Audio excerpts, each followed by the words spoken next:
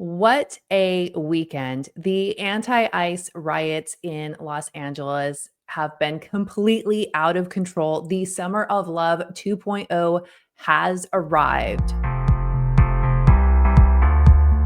Hey, everybody, I'm Julie Barrett, and I'm the founder of Conservative Ladies of America. The Summer of Love 2.0 is underway. I think most of us anticipated that this was coming with some of the rhetoric that we've been seeing in blue states over the last couple of months. We've seen some unrest in Seattle, and I think there's been some in Portland. But if you've been paying attention to the chatter from the left, you know that they have been ramping up in response to the Trump administration. And so this was definitely something that most of us anticipated. And as I've been watching what's going on in Los Angeles over the weekend, I was really thinking back to 2020.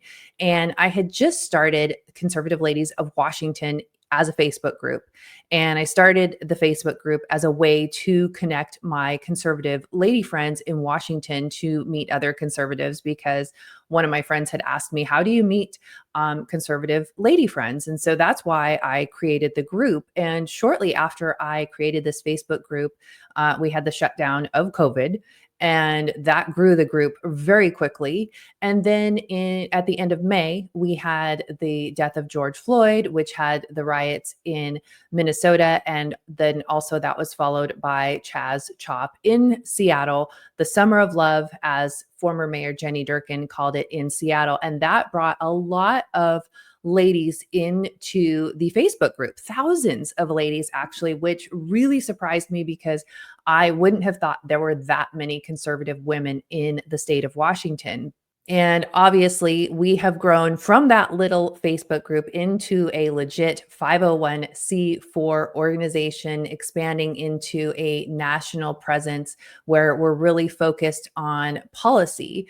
But I want to rewind a little bit back to 2020 and kind of what was going on during that time and what we were seeing, because one of the things that really stands out to me is that citizens were really engaged. First of all, it was an election year, and you had Donald Trump versus Joe Biden. And in Washington state, you had Lauren Culp versus incumbent Governor Jay Inslee.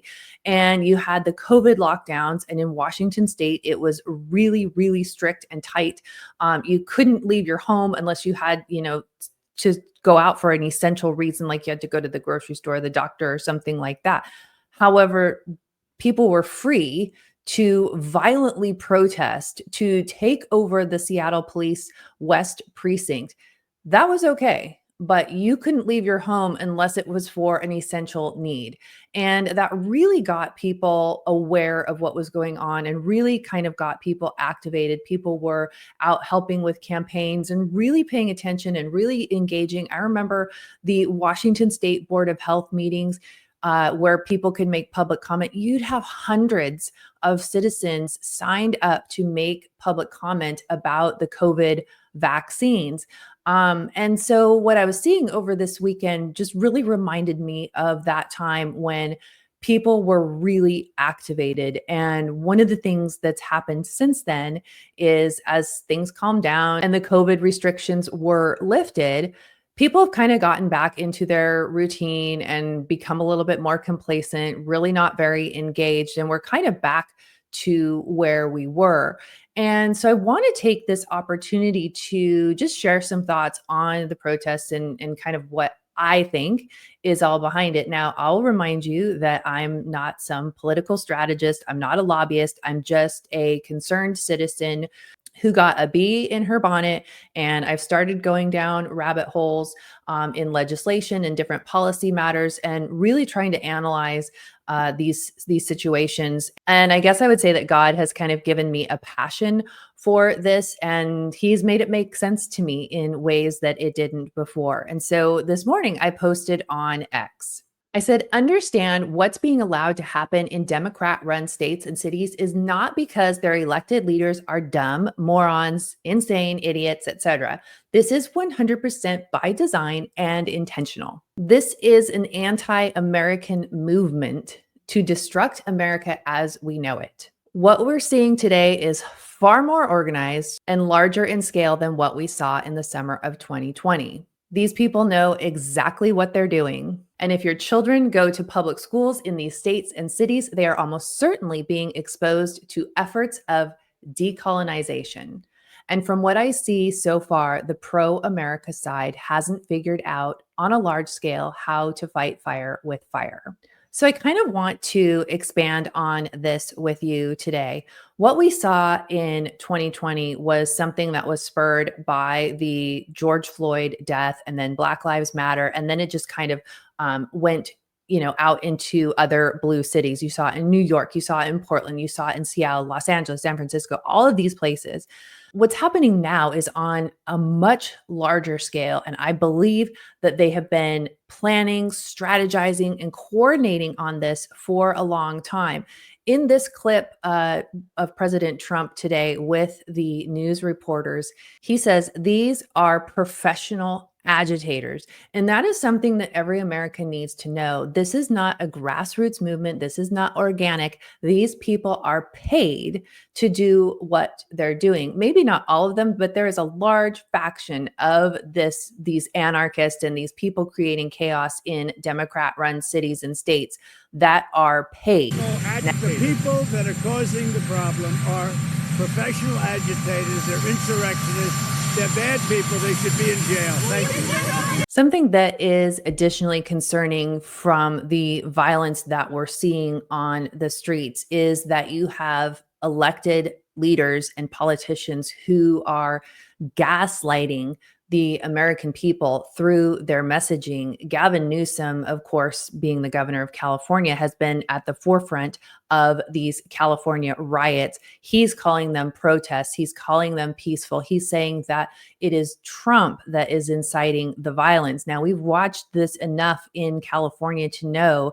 that Gavin Newsom and the radical left Democrats that run California have created this environment. They have allowed lawlessness. They have allowed chaos and anarchy to thrive in their state, just like we see in Oregon and Washington, New York, and other blue states. These images are unacceptable. These kids on the car, the folks that are taking advantage of this, these aren't peaceful protesters, a lot of these folks, a lot of great people out there doing the right thing. But you get these insurgent groups coming in, sort of these anarchists that are in there to create real problems. And they're just playing right into Donald Trump's hand. And they need to be called out. They need to be arrested. It is wrong to destroy other people's property. And it is wrong to create the conditions that only exacerbate this. But Donald Trump, at the end of the day, is the sponsor of these conditions. The problem with this is you have just regular Americans who are turning on their TV or listening to their radio or their podcast, and they're hearing this messaging, this gaslighting, and they believe it. I mean, the way that it sounds, if you didn't know any better, it does sound very believable. And all of these places that are sanctuary cities have done this by design. We saw in Washington with Governor Bob Ferguson right after he was elected, and we saw that Trump was elected, he started organizing his team to fight against the Trump administration. So this is something that these Democrat governors and elected leaders in these cities and states have wanted since Trump won the election, and they knew that they would be up against him. Last night, Gavin Newsom and every other Democratic governor in the United States put out a statement against Trump and ICE, saying that President Trump's move to deploy the California National Guard is an alarming abuse of power. Governors are the commanders in chief of their National Guard, and the federal government activating them within their own borders without consulting or working with a state's governor is ineffective and dangerous. Further, threatening to send the U.S. Marines into American neighborhoods undermines the mission of our service members, erodes public trust, and shows the Trump administration does not trust local law enforcement. It's important that we respect the executive authority of our country's governors to manage their National Guards, and we stand with Governor Newsom, who has made it clear that violence is unacceptable and that local authorities should be able to do their jobs without the chaos of this federal interference and intimidation. Now, let's rewind to 2020. In Seattle, Mayor Jenny Durkan and Governor Jay Inslee would not accept Trump sending in the National Guard to help the Seattle Police Department regain law and order and to deal with Antifa, who had taken over the city. This is something that we have seen around the country. This chaos is not Trump's fault, but these Democrat governors are very good in gaslighting. They're very good at manipulating the people to make it look like Trump is the one inciting the violence. Take a look at this clip that has gone viral on social media for an example of what is going on in Los Angeles.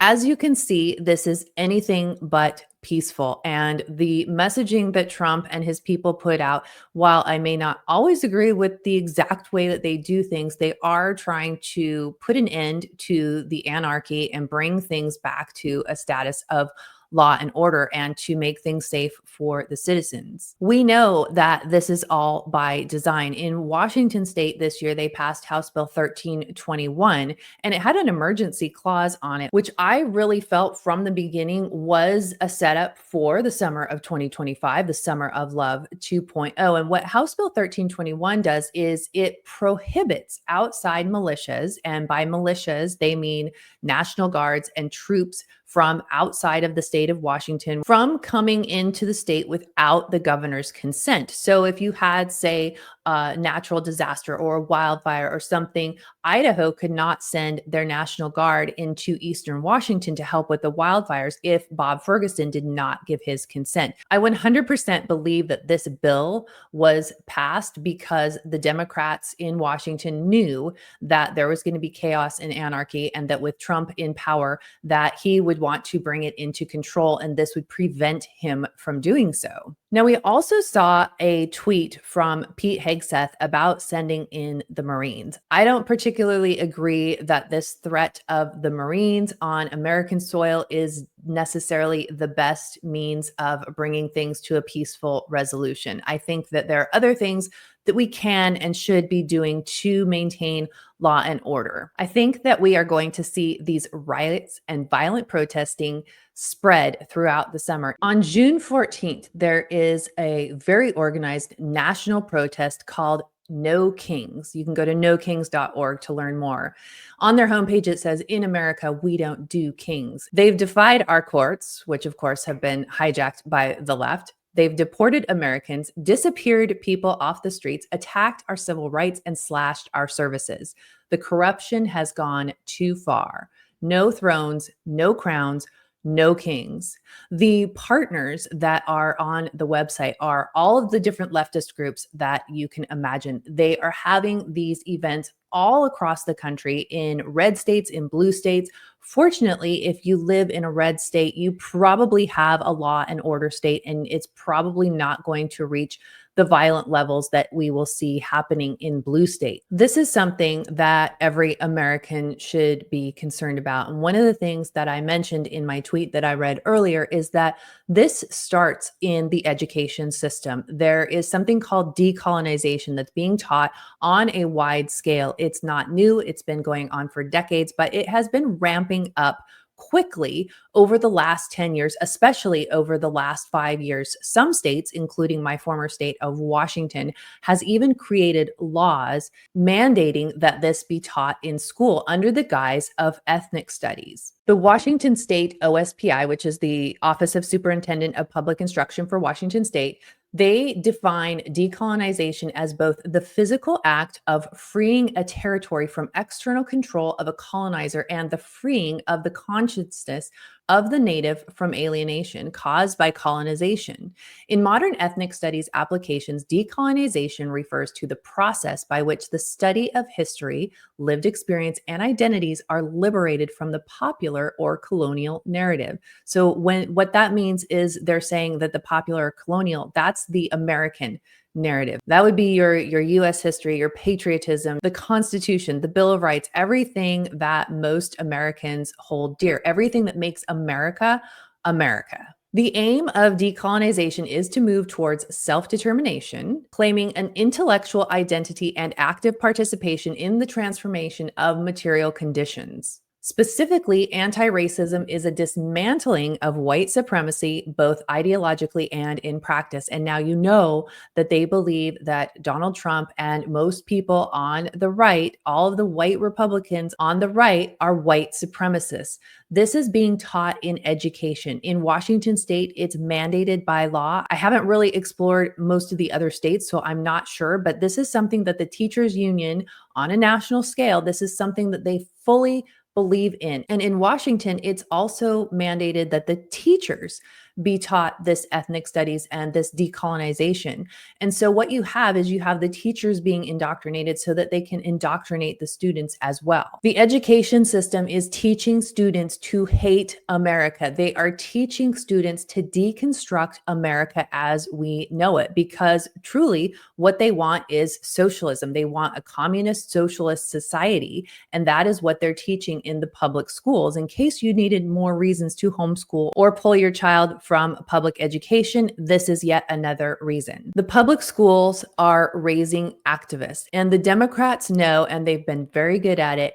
When you control the children, you control the population. So they have captured these young minds. As we as parents have sent our children off to the public schools, they have been indoctrinated with this agenda that the Democrats and the teachers unions have pushed into the public school system. Because it's summer, it's a great time. If you're a parent of a school-age child, this is a great time to start thinking of alternatives to the public school system. And our team at Conservative Ladies of America is here to help you figure out how to do that. If you email info@conservativeladiesofamerica.com, someone from our team will connect with you, and we will connect you to other homeschool resources. We really want to do anything we can to help make it possible for you to pull your child out of the public education system. It is really just not a good place for children. And if you live in any of these Democrat states like Washington, Oregon, California, Colorado has done some really bad legislation this year. If you live in any of these states, the schools just are not even safe for your child, and your child will not come out with an education, but they will be indoctrinated. They'll probably hate their country, and they might even hate you. So my prediction on all of this is that we are going to see this spread like wildfire, especially in blue states. I know that there is a protest planned for today. It's Monday, June 9th. There's a protest planned this afternoon in Tampa. And here we have law and order, and the sheriff's department and the police departments are all able to effectively deal with people who might be trying to create chaos and violent protests. And so I don't expect that anything too severe would happen. I think it'll all be nipped in the bud pretty quickly. And hopefully that's what you'll see in red states. But this is something that the left has been doing. And unfortunately, the Republicans and people to the right of radical left haven't really done anything to strategize and organized in anticipation of what we're seeing this year. We've had the last 5 years to kind of get our crap together, and we haven't really done that. And so there's really not, from what I can see at this point, a great response to what we're going to see over the summer. So I would encourage you, if you haven't already watched my video called Surviving Chaos, I will have that linked in the description.